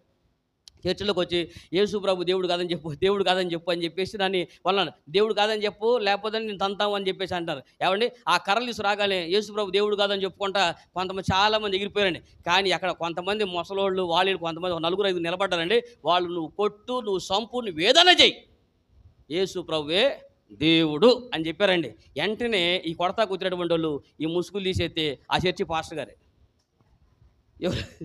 ఆ చర్చి పాస్టర్ గారికి అక్కడ డౌట్ వచ్చిందండి. నేను ఇన్ని సంవత్సరాలు బట్టి వాక్యం చెబుతున్నాను, ఈ వాక్యంలో దేవుడు కొరకు నిలబడేటువంటి ఆ సంఘం ఎవరు ఉంటారో చూద్దామని చెప్పి ఆయనే సంఘాన్ని పరీక్షించుకున్నారంట. పరీక్షించుకుని చూస్తే ఏమండి 100 మంది సంఘంలో 10 మంది 5 తేలేరంట. అక్కడికి వచ్చి మీకు అర్థమైందండి? అయ్యా పరీక్ష మమ్మల్ని పరీక్షించబాక, నువ్వు వచ్చి అనబాకండి. అర్థమైందా? ఒకవేళ అలాంటి సందర్భమే వస్తే దేవుడు కూడా నిలబడతామా, పారిపోతామా? గుర్తుపెట్టుకోండి. నేను ఎప్పుడు చెప్తాను, ఎప్పుడు కూడా వాక్యం చెప్పిన ప్రతిసారి ఒక సందర్భాన్ని మాత్రం గుర్తు చేస్తూ ఉంటానండి. ప్రాణం అనేది మనుషులందరికీ ఏదో ఒక రోజు పోతానే ఉంటుంది. చిన్నపిల్లలు చచ్చిపోతున్నారు, యవనస్తులు చచ్చిపోతున్నారు, ఏమన్నా నడిప్రాయములు చచ్చిపోతున్నారు, ముసలోళ్ళు చచ్చిపోతున్నారు. మరణం అనేది ఎవరికి ఏ స్థానంలో, ఏ ప్లేస్లో, ఏ ప్రదేశం ఎలా కూర్చోదో తెలియదు. కాబట్టి ఆ పోయే ప్రాణం ఏదో నా దేవుని కొరకు పోతేనే మనకి మహిమ కలుగుతుంది. దేవుడు నామానికి దేవుడి స్తోత్రం. అది నీకు ఘనత తెచ్చి పెడతాయి.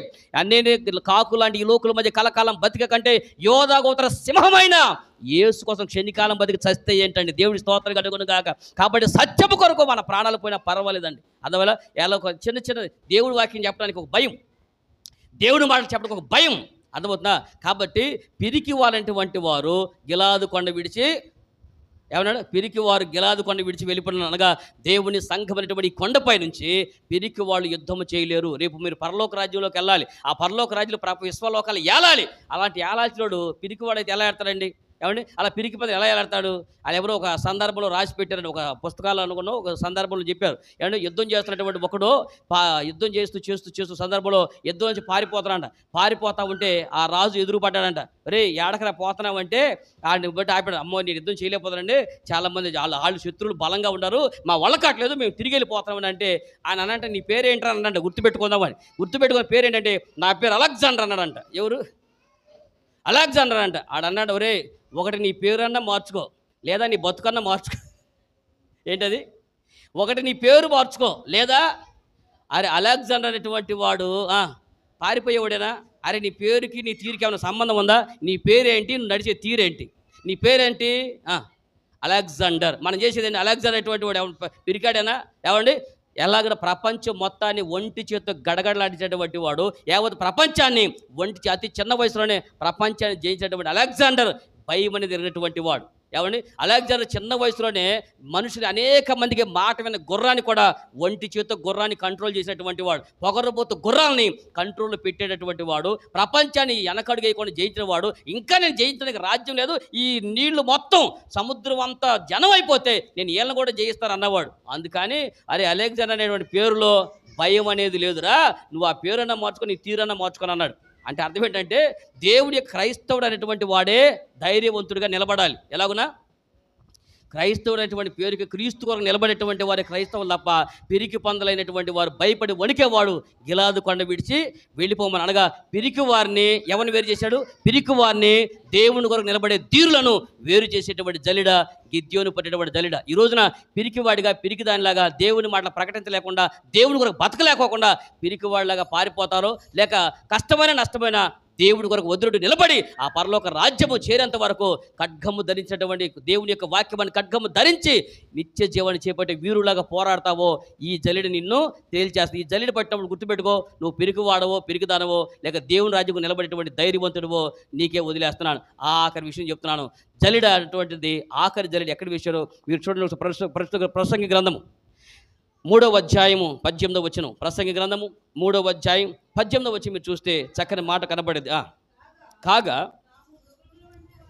తాము మృగములు వంటి వారని ఎవరు నరులు తెలుసుకున్నట్లు దేవుడు వారిని విమర్శించినట్లు ఇలాగూ జరుగుతున్నదని ఏం చేసినాయి నేను అనుకొంటిని. మనుషులు ఎలాంటి వాళ్ళంట? ప్రసంగి గ్రంథంలో చక్కని సొలొమోను రాజు ఒక మాట ప్రస్తావన చేశాడండి. ఏమంటున్నాడు? మరి ఒకసారి చదువునాను. కాగా తాము మృగముల వంటి వారని నరులు తెలుసుకున్నట్లు దేవుడు వారిని విమర్శించినట్లు ఇలాగూ జరుగుతున్నదని అనుకొంటిని. ఎలాగూ జరుగుతుంది అనుకున్నాంట? ఏమంటే మనుషులు ఎలాంటి వాళ్ళంట? మనుషులు చాలామంది మృగము వంటి వారుగా ఉన్నారంట. ఎలాంటి వాళ్ళు? మృగం వంటి వారుగా ఉన్నారంట. వాళ్ళని పరీక్షిస్తున్నారంట. ఎవరిని? మనుషులను దేవుడు పరీక్షిస్తున్నాడు. కాబట్టి మీరు 17 వచ్చు దాని ముందు వచ్చంలో ఒక మాట ఉండదు చూడండి ఒకసారి. ప్రతి ప్రయత్నమునకును తగిన సమయం ఉన్నదని నీతిమంతులకును దుర్మార్గులకును దేవుడే తీర్పు తీర్చునని నా హృదయంలో నేను ఇక్కడ కూడా ఎలా వేరు చేశాడండి? ఏడో ఒక జల్లిడి పడింది. ఏం జల్లిడి పడింది చెప్పండి? నీతిమంతులు దుర్మార్గులు ఈ రెండింటిని ఏమైపోయాడంట?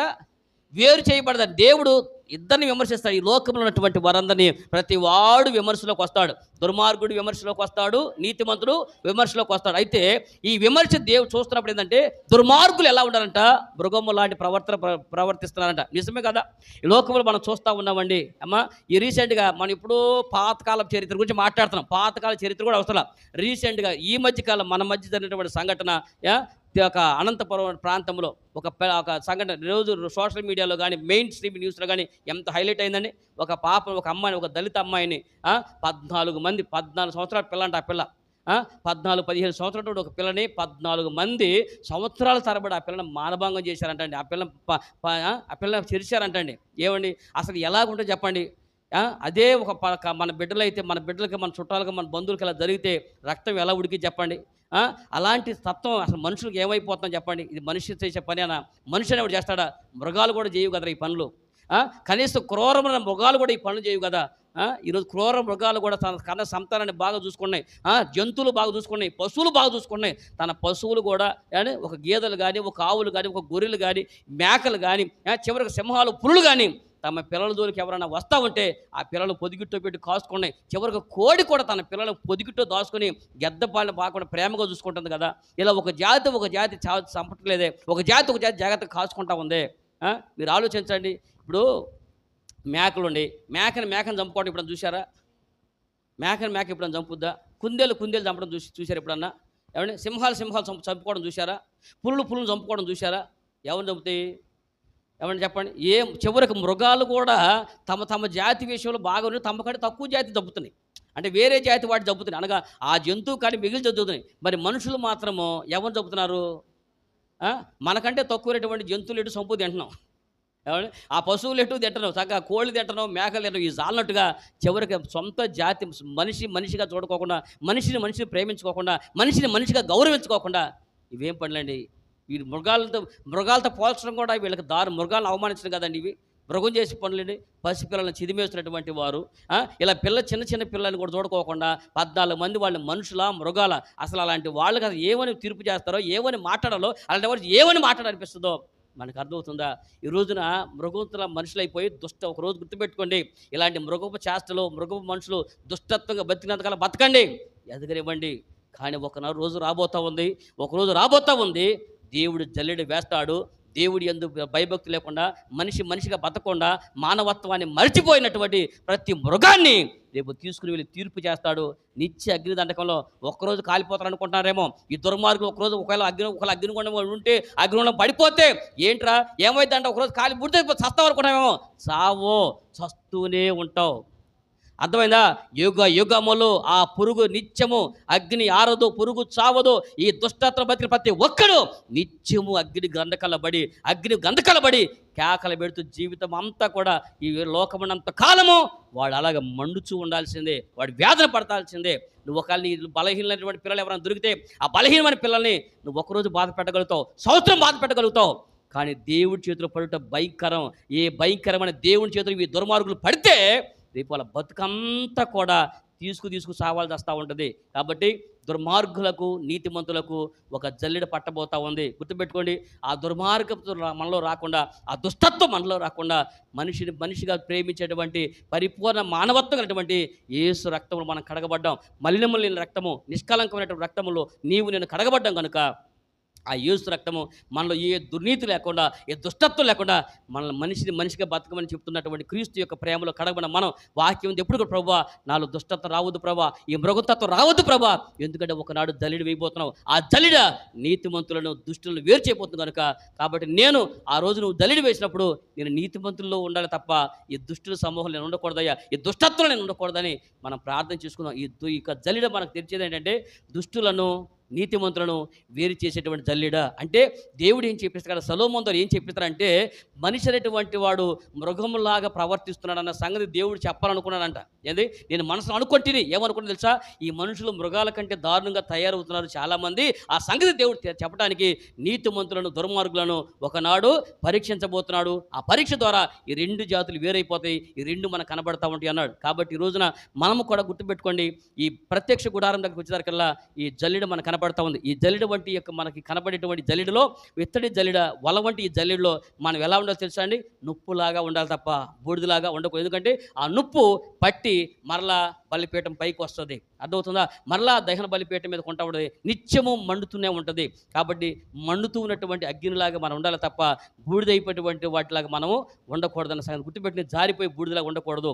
నీతిమంతుల్లాగా ఉండాలి తప్ప దుష్టుల్లాగా ఉండకూడదు. ప్రత్యేకించబడిన వాళ్ళ ఉండాలి తప్ప పాపిష్టి జనంతో కలిసిపోకూడదు. నిత్యము కూడా మనం ఎప్పుడు కూడా మలినాలతో మనం బతకూడదు, మలినాలకి వేరైపోయి బతకాలి. కాబట్టి చెప్పనటువంటి 5 రకాల అనుభవాల నుంచి పిరికి వారిగా మనం బతకూడదు, దేవుని కొరకు ధైర్యం కలిగినటువంటి వారిగా బతకాలి. ఈ జల్లెడ వేసినప్పుడు మనం ఎలా ఉంటున్నామో అర్థమైందా?